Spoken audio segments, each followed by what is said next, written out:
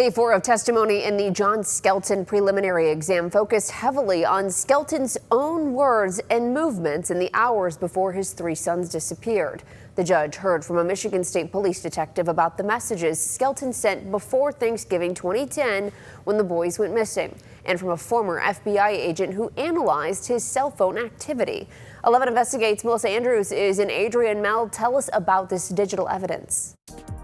One of the biggest pieces of testimony from today dealt with a roughly 2-hour time period in which investigators say John Skelton's phone traveled from his home and then was lost from the network.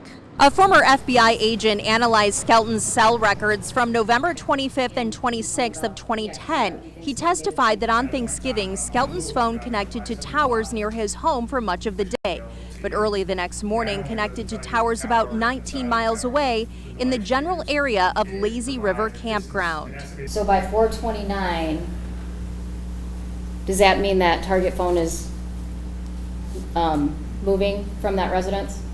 That would be my interpretation, yes. Okay. It was 2.3 miles from cell site 480, and the distance between cell site 622 and 480 is roughly 19.5 miles. And then nothing for how long? From 5:04 to 6:46. The agent stressed that does not mean the phone was necessarily at the campground. There was then a period of no cell activity before the phone connected again near Skelton's Congress Street home at 6:46 that morning.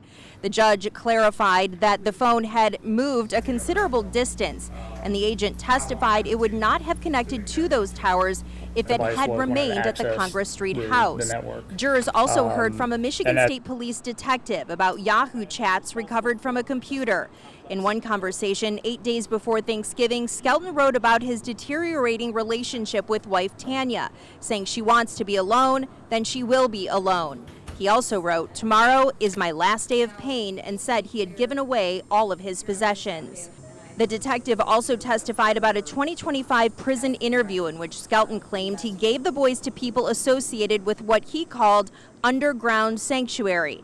Skelton told that detective that he drove to Holiday City trying to find them, a statement the detective testified was inconsistent with Skelton's earlier claim that he had not left his house. The defense emphasized on cross-examination that there are still no bodies and no physical evidence tying Skelton to the deaths of his sons. Skelton's first wife also detailed several instances of excessive drinking from decades earlier. She also says he was unhappy with their custody arrangement with their daughter and what he called being a part-time father.